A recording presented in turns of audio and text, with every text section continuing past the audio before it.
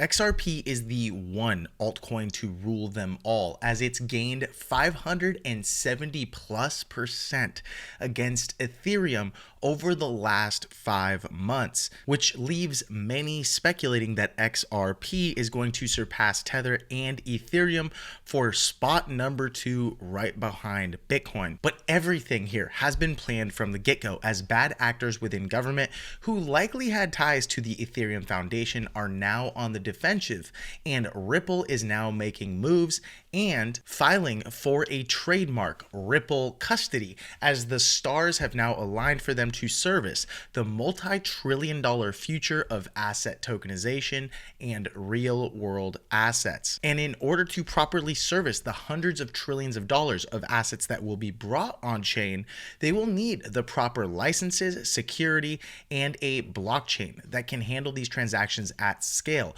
i.e. XRP on the XRP ledger. This is a tremendous opportunity and one that's not going to slip by. We're talking real estate, bonds, highly rare collections in art, wine, and even collectibles like Pokemon cards. Any and all assets that hold any value whatsoever will eventually be tokenized, fractionalized, and brought on chain. And it's no coincidence that they're doing this now and actually even putting out a bit of a marketing campaign, as they're in a position of strength and they have trust in a market ripe with weak performers, a lack of transparency, and so few leaders who really take the lead in modernizing the future of finance and assets, because quick and easy money become too attractive for them. And back in January, Ripple actually finally secured a money transmitter license in New York and Texas, bringing its total US licenses to over 50 now. Combine this with a few major acquisitions to solidify themselves as the premier blockchain and service provider for banks and institutions through the next decade. One of those being Medico, which they acquired for $250 million.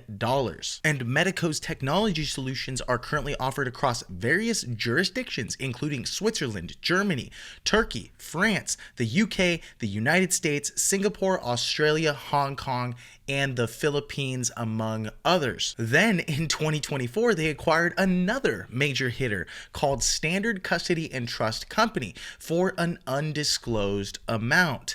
And it allows Ripple and its subsidiaries to do business collectively in New York through their BIT license, nearly 40 money transmitter licenses across the US, and a major payment institution license from the Monetary Authority of Singapore, and a virtual asset service provider registration with the Central Bank of Ireland. Ripple is already global, folks, and their blockchain has won the arms race when you look at the total market cap. Brad Garlinghouse and team know what's coming and what the future looks like, and they've been preparing all along. Now, this comes off the back of countless verified rumors that their lawsuit and the appeal process with the SEC is nearly all but over. In other words, this whole thing is done, and Ripple will walk away with favorable terms. So the question we all have is, what comes next? When will XRP break out to new highs, and when will all of these business developments actually reflect in the price for those new all-time highs? Stay tuned through the video, as always, if you're feeling blessed and bullish, comment 777. And if you're going to be the wealthiest person in your family tree, smash the subscribe button. Hello and welcome back to the channel, folks. If you're new here, my name is Paul, and you can find me on Twitter or X at PauliDeFi. PAULIEDEFI.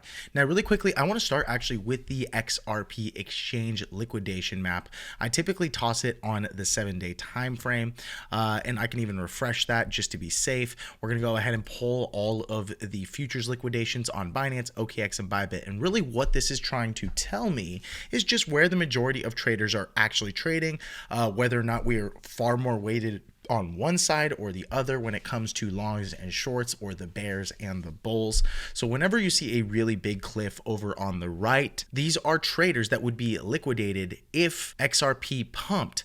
That is because these are short liquidations, and so they are playing to the tune of $206 million accumulated. On the left hand side, we have longs. These people will be liquidated to the tune of $280 million if they are wrong and the price dumps down to $2.09. So it feels kind of counterintuitive. Red means long traders, green means short traders. But whenever you look at more weight on the left-hand side versus the right-hand side, this typically means that more people have bets on the long side. So in the short term, it's very much possible we continue to rally at least up to $2.50 some cents, especially if we see a lot of that same stuff with Bitcoin. And so when you head on over to bullrunners.com, you can find the link in the description below. We have all sorts of deep research into crypto markets from our team of researchers and analysts that share all sorts of alpha with you, whether it's altcoin picks, pure education, posts that you can only get inside of this community, and more. That said, one of our very own DeFi Mo shared the macro market update, again, only available for our community members. And the fact that the market is at a critical juncture. The S&P 500 is currently oversold. Global liquidity in China and Europe are injecting money. How a weaker dollar could benefit crypto. And here are all of the charts right behind that verify and prove these claims. In other words, the key takeaway on this post is that right now is not the time to go full risk on, and I would actually agree. But guess what? If you didn't watch a video, or maybe I don't post for a few days because I'm busy, at the end of the day, this is stuff that we only share on the inside. In other words, he really helps to give you confidence and assurance on how to play the market in a moment like this. Now, none of this is considered financial advice. It's for educational and informational purposes only, but there's a reason that we have over 1,000 paying members that want to be here. Now, these are people that are taking their crypto journey very seriously, and at the end of the day, this stuff is bar none some of the best in the space, especially when you look at our university library and all the live calls that we offer. And on Tuesdays, I personally hop on and do a live call on the technical analysis side where you can actually ask me questions live that you might have. You only get access to those by being involved at Altcoin Pro University. Again, you jump down into the comments and make sure it's the pinned comment directly from the Bull Runners or the description. Go to bullrunners.com to check out Altcoin Pro University and sign up so you can hop on that call by tomorrow. But we offer so much when it comes to strategies on how to buy and how to sell, on how to choose and spot legitimate tokens, how to get a DeFi XRP wallet and then use it, how to put your crypto to work for you so you can earn a bit of interest on it, how to avoid getting rugged and scammed, and how to even get ahead of narratives and trends so you invest in cryptos before they take off and explode. If any or all of that sounds interesting to you, then head on over to bullrunners.com. When you do, you'll see a page that looks like this. It's a 26-minute video that you can watch. Check it out. You have nothing to lose and everything to gain. I look forward to seeing you on the other side. Now let's get into the video. So listen, guys, we've seen Ripple do just about everything right, even to the point where they spent over $150 million over the 4-year course of a lawsuit with the SEC, where now it looks like they're going to come out on top with favorable terms. And so upon that news and through that time frame, they were still busy getting to work, making the proper acquisitions of companies like Medico in order to not only have the proper licenses to operate in all sorts of states and countries, but to also offer custodial services that really make them bar none the easiest choice for virtually every single institution as we get to be mainstream when it comes to real world assets and asset tokenization. As even Larry Fink, one of the largest asset managers on planet Earth through BlackRock, has recently stated that asset tokenization is the future. Let's have a listen. We believe the next step going forward will be the tokenization of financial assets. And that means every stock, every bond will have its own, basically, CUSIP. It'll be on one general ledger. Every investor, you and I, will have our own number, our own identification. We could rid ourselves of all issues around illicit activities about bonds and stocks and digital by having a tokenization. But the most importantly thing, we could customize strategies through tokenization that fits every individual. We would have instantaneous settlement. Think about all the costs of settling bonds and stock. But if you had a tokenization, everything would be immediate because it's just a line item. And so we believe this is a technological transformation for financial assets. If you want to talk about voting and voting choice and all the things, if we know every moment who is the owner of that stock, and it's now time to vote. Every individual who has ownership is identified and they can vote their own shares. And so think about the significance behind what he said, not only around custom strategies, voting, ownership, fraud resistant, because you can prove it on the blockchain.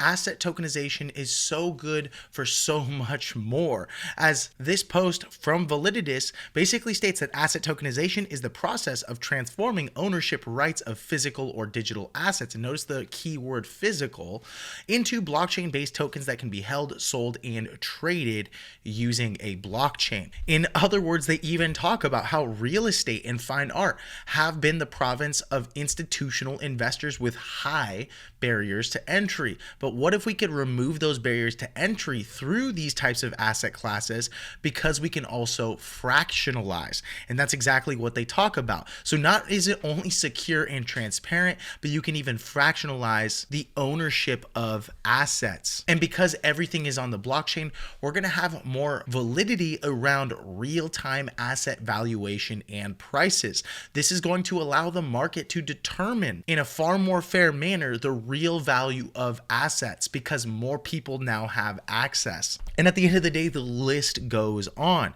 But recently, Ripple put out a new article on their website talking about how they're using their RLUSD stablecoin and the XRP ledger to accelerate asset tokenization through real-world assets. In other words, we're talking real estate and anything you can see and touch.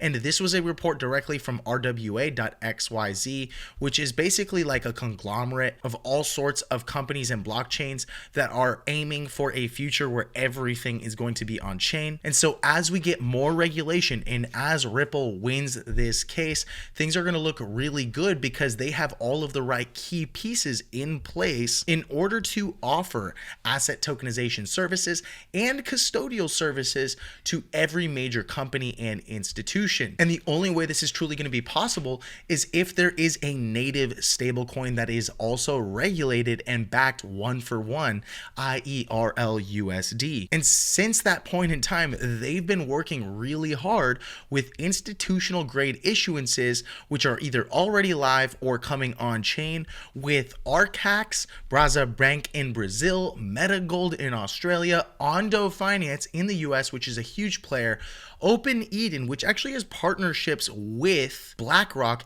and Société Générale Forge in France. And by the way, I expect this list to continue to expand as we get more clarity and regulation and a final settlement in this lawsuit. So that said, things are looking really good for XRP, as it's actually held up very well relative to the rest of the crypto market. Now, right here, I have the price action chart on XRP versus Ethereum. And as you can see, XRP has consistently been climbing and gaining over Ethereum to the tune of 500% over what one would argue a very short period of time. We're talking almost 100% gain per month, month over month against Ethereum. And I probably shouldn't say month over month, but every single month, another 100%. Or even, for example, XRP against literally Bitcoin. When we look at the price action in the chart relative to Bitcoin since November 11th of this last year, XRP is still up a whopping 295% against Bitcoin, which means it has been the better investment. Matter of fact, even if I look at this chart, let's look at how different this chart is relative to Bitcoin, especially over this shorter period of time from its all-time high to present day, and even on the Trump pump right here, which happened on March 2nd. So let's go ahead and pull up a Bitcoin chart. And as you can see, at one point in time, Bitcoin was outperforming, and that's due to this green line right here being the price of Bitcoin being up against XRP being sold off a bit. XRP outperformed obviously into its all-time high sometime in January, but since this point in time, you can see that the green, and I'll get out of the way right here, has actually been trending down. In other words, Bitcoin is down, and yes, they are relatively correlated, but Bitcoin is actually down relative to XRP, especially since March 2nd. In other words, all through March, XRP has held up better in the dumps than Bitcoin, which speaks volumes to what people and major players and institutions already know, that there is a bright future for XRP and the XRP holders. This also speaks volumes to the fact that people are willing to diamond in hand and hold through more volatility. Whereas when it comes to Bitcoin, people are more likely to sell, at least in the short term. So that said, what exactly happens next for XRP? Well, personally, I think we still tend to trend up long term, while in the short term, we might still see some more downside, especially if I go ahead and turn those wicks off. You can see that we currently have an intermediate term downtrend, and that's very simple. The wicks kind of don't help sometimes tell the story. What really helps tell the story is the closes on these candlesticks. So right up here, we have the all-time high, which came in at about $3.40. Then we have our major low between our next high. And so if I can point out 4 different points on a chart and they read like this, we have a series of what? Lower high. Is this high lower than this high? If the answer is yes, okay, then that means, well, then we have to look at the lows. Is this low lower than this low? If the answer is yes, then we can reasonably assume that this is an intermediate term downtrend, and we yet again have a new lower low than the previous low, even though when you turn the wicks on, it might be slightly misleading because they come in at basically the same price levels. At the end of the day, the closes are lower, and we had a massive sell-off on some of the most bullish news ever, which leads me to believe we're likely going slightly lower, even though we seem to have a very strong support right here at the $2 level down to the 195 level. And so sometimes it does help to keep those wicks on for the sake of this example. And the reason that I keep the wicks on in most cases is because you can see that the wicks are also telling a story. In the case of our first major pumps and dumps right back into this range, we were being not only supported but bought back up heavily, and that was also proven on this one major green candle. Yet again, when we dumped into this range, you can see the amount of buy pressure from 178 all the way back up, and we have 2 more long wicks. So although we do have a lot of demand in this range at $2 down to 195, at the end of the day, one more touch into this range will likely take us lower, and that next major low range is going to come somewhere right in here between 155 to potentially even 130. And so although no one wants to hear that, we are currently in an intermediate term downtrend. Again, you can see the series of lower lows and lower highs. And so if we fail to break above, and I would argue from a 3-day time frame, at least $2.60 to upwards of 280, then we're far more likely in the path of least resistance is going to be lower. Now, lower isn't always bad, considering this is going to be our next major low in a longer term uptrend. So yes, intermediate term downtrend, longer term uptrend. And so it's very much possible that we bounce, drop somewhere into this range here, and then that could be our next major low. And so this would be our low, this would be our next low, this is our high, and guess where our next high would come in? Somewhere at some point in the future, potentially into the end of the year in 2025 or later. I'm not a fortune teller, I don't know the future, but what I do know is it's very hard to bet against a trend, and right now we're currently working below it. So it's important to play your risk accordingly and not over leverage yourself. Be slightly cautious, as our DeFi and expert Mo shared inside of our group that is only available for anyone who gets started with Altcoin Pro University. So if you enjoyed the video and you learned something new, be sure to smash the subscribe button. Go ahead and check out Altcoin Pro University by clicking the link below, bullrunners.com. I look forward to seeing you on the other side, my friend. Thanks so much for watching. Goodbye.